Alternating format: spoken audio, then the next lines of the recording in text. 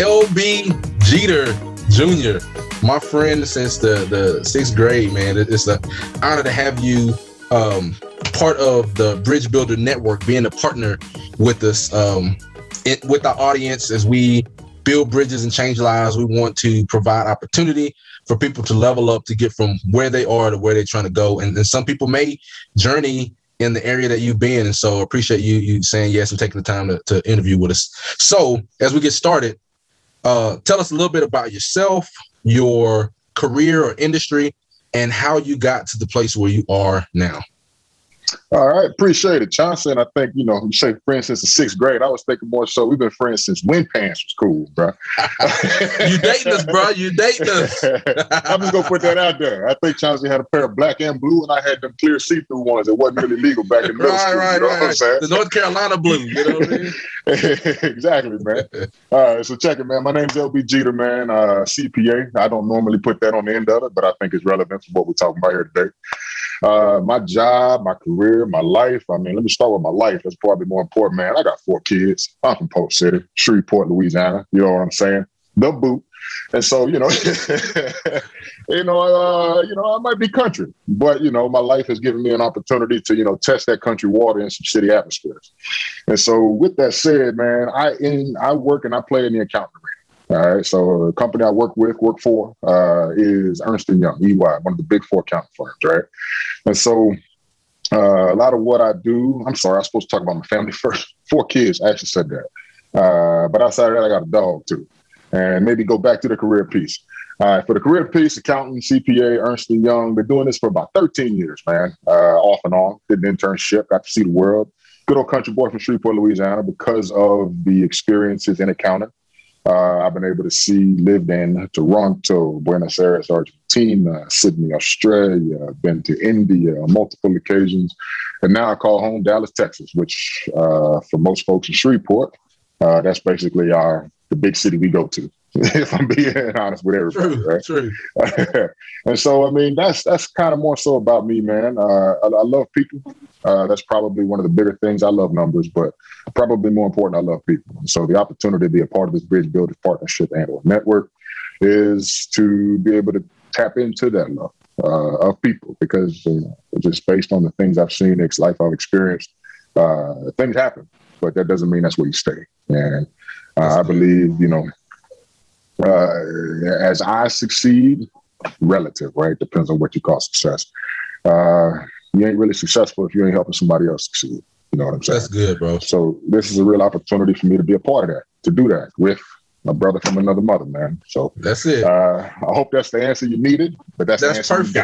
You got. That's perfect, man. That's perfect. Kind of just want to segue in high level, let the people watching this video, let them know that, the lane, good old country boy in the accounting arena, traveled the world, doing well, successful, beautiful family. And that's the posture, and still having fun. If you can tell, it'll be full of life. We have a lot of fun. Great guy. So professionalism and success doesn't necessarily negate or diminish the personality, and that's a good part of it. So in your industry, LB, tell us a little bit about the barriers or the hurdles to being successful, and how have you navigated them in your career? That's a good question. I think first thing that comes to mind, and I think this is probably relevant in most careers, and I use that word with emphasis because it is a career. It's not a job. I think with most careers, especially in my world, you got to be able to put in that work. And you may not get an immediate return on investment. You got to be very long-term vision, right? You're not going to automatically get the big salary, the big 6-figure number, right? But if you put in the hustle, you put in the grind, you're going to get there real quick, and you're going to maintain it for a long time. And that 6-figure salary, at one point, if you put in the hustle, it becomes 7 figures, right? And so the barrier to entry, I guess, to that question is you got to be willing to put in work. You have to be willing to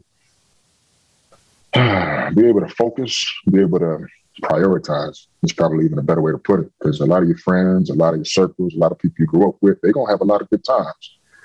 But again, that's kind of short-term vision. You know what I'm saying? I ain't going to say always, because everybody's learning, trying to figure out life. But you got to begin with the end in mind. You've heard that said before. You got to be comfortable getting uncomfortable. You may have heard that in different arenas, different worlds.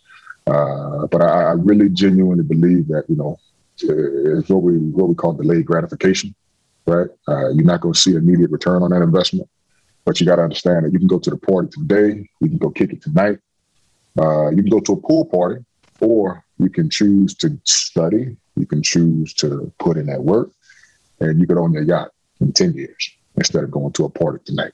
You know what I'm saying? That's good. That kind of mindset, that kind of mentality, that is the barrier to entry. Is you're gonna have to understand that it's gonna look like a long road at the beginning, but you got to get comfortable knowing that there is that carrot that they dangle in front of you. It actually is at the end. You know what I'm saying? And outside of that, you got to be willing to probably not maybe as equal. Coming where we come from, you're gonna be around a lot of people that aren't like you. So not only do you have to be willing to work hard, you got to be willing to learn and to continue to expand your mindset. Because just because you grew up one way don't mean it's the right way, especially when you think about the world and the other people that you will come into contact with. You got to understand that there's different levels of right and wrong. And just because your mama or your grandmama or your auntie told you this, that don't mean that's relevant. In Africa, where they don't know if they're going to get nothing to eat in 10 days. You see what I'm saying? So I think if I had to call out the two big barriers to entry or just nuggets of wisdom, I guess it's more like you got to be willing to put in the work. You don't have to be the delayed gratification piece. But also, again, just be willing to be uncomfortable for a minute until you get used to just being that way. And you learn, you get to expand, and you get to meet so many beautiful people before this life is over. Man, that's phenomenal. So the emphasis on the personal development, you didn't highlight a lot of like professional certifications or, career things or licenses or degrees, as much of the emphasis as of the personal development. Like, so we have the opportunity to set our own bar, and you watch this video, have the opportunity to set your own bar as to, what you experience, where you go, and how fast you get there. That's gems right there, LB. Yeah, I appreciate it. I mean, I guess to your point, it's about the certifications. I mean, yeah, I'm an accountant, I'm a CPA, but that's just my lane, right? That's just the lane that I chose to be able to make a life out of it, right? But there are so many other lanes. This is why you got the whole Bridge Builder Network thing, right? It's just so many more lanes, but I think at the heart of it all, some of those types of things are going to be relevant in whatever industry you're in, right? If you want to just talk specifics, yeah, you got to get your accounting degrees, you got to get your 150 hours, and you got to be able to grind and take a CPA exam and a certification, right? Because that just automatically puts you on a different pedestal when people looking at paper, right? Because, you got to get past the paper test first before you even get into the interview, right? So to that point, to access that question, that's what I would say. Okay, good stuff, man. Now back to the heartbeat of it. So me and you and our guys, we've been talking about, this type of giving back, and we've done different things over the course of, our careers and lives. Why do you think that a network like Bridge Builders is even necessary? Do we need, or why do we need? I mean, you say yes because you're a partner now, but why do we need this type of mentoring network?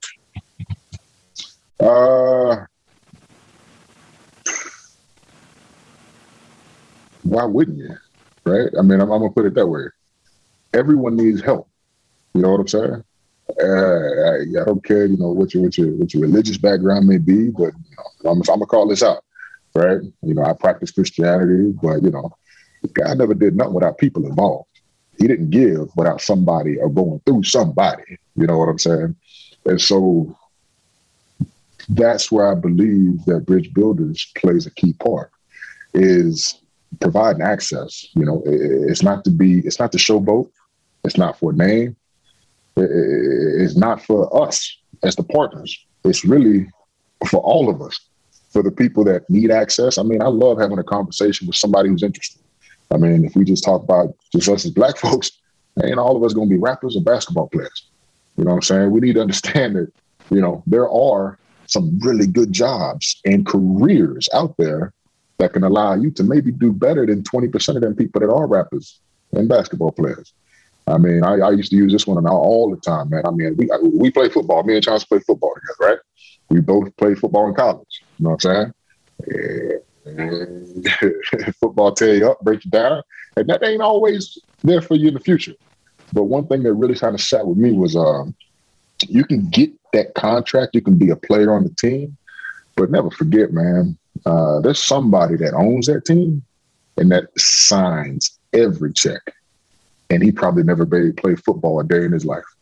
He was just a really smart dude, really, really personable person, and he's the one that's really making the moves. I mean, you know, your Julio Joneses, your Dak Prescotts, they waiting on him to give them the thumbs up on how much money they're gonna make. You know what I'm saying? And all he did was knew how to run a business.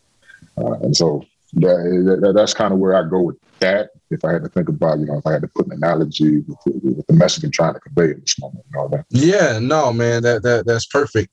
And you spoke on it. It's the relational part of it.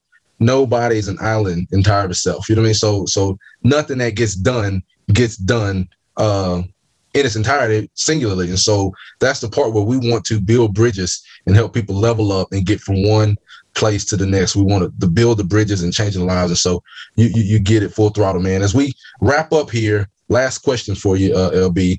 And I think you've really been bringing it home the whole time. So kind of a 30,000-foot view. What are, I guess if you want to sum it up, some of the tangible, intangible takeaways or things to get from surviving to thriving? You know, I think that surviving to thriving, and you really have been encouraging in that the whole time. But if you got a couple of wrap-up nuggets, man, we'd love to hear you sum that up. But how do we move from in whatever career, you know, from surviving to thriving? Because that's the goal. We're trying to build bridges and change lives. Yeah, I'll leave you with one nugget, man. This is a quote that's just been very relevant for me lately. I mean, this is one I grew up with. This is one that just became into my purview probably in the last 2 weeks, honestly. And it's from a dude named Socrates. I don't know if y'all ever heard of this dude, but he's actually kind of smart. By the way, I love the Ralph Waldo Emerson quote earlier, by the way, man. No man is an island on himself. But check this out, man. Socrates said this, right? And it's really relevant, man. Smart people learn from everything and everyone. Average people, they learn from their experiences. Stupid people already have all the answers, man. And that's just been sitting with me, man. Because a lot of times we like to chase after the people that look like they got the gold. But man, I've had so many life-giving experiences with them. Obviously, you can do some different things, see some different things, but also just with people from where I'm from and that are trying to get to where any of us are trying to go, whatever that means, right? And so, again, it gets back to, even if you have feelings towards somebody you may not like, there's always something you can learn. And that's kind of moving from that negative mindset to a positive mindset, man. Try and find the positive in anything and everybody, no matter where they're from, no matter where they're at. Just understand, man, if you come in with a mindset that everyone's trying to do something and be positive and go in a growth direction, man, there's something for you to learn in everything, right? And so again, if I had to give that nugget, that Socrates quote, man, you can learn something. Smart people learn something from everything and everybody. Average people learn from their experiences. Straight up, dumb people, they already got all the answers, man. That's good, man. That is good. Just the vantage point, dude. Life moves at the speed of relationship, you know, like the interpersonal equity, you know, like we have the opportunity, you know, to make and create and to be whatever it is that we want to be, want to do. And so you're right. And exercising that and just kind of shifting the mindset, we have access to do and become whatever lane it is. So if it's the accounting or federal contracting or banking or marketing or whatever lane, clinical research, you know, whatever lane you want to run in is there and it's available, especially living here in the West, you know, in America, capitalist society, you know, we can do and have if we're willing to put the work in. So LB, man, I appreciate your time, my friend. It's always good catching up with you. I'm glad that you decided to be a partner with Bridge Builders. We're going to rock and roll this thing, and I'm excited for all the people that's going to come in, that's watching this video, and that's going to connect with you and learn how to navigate to get to where you are. So thanks, my man, and we'll catch you next time. All right, brother. Appreciate you. All right.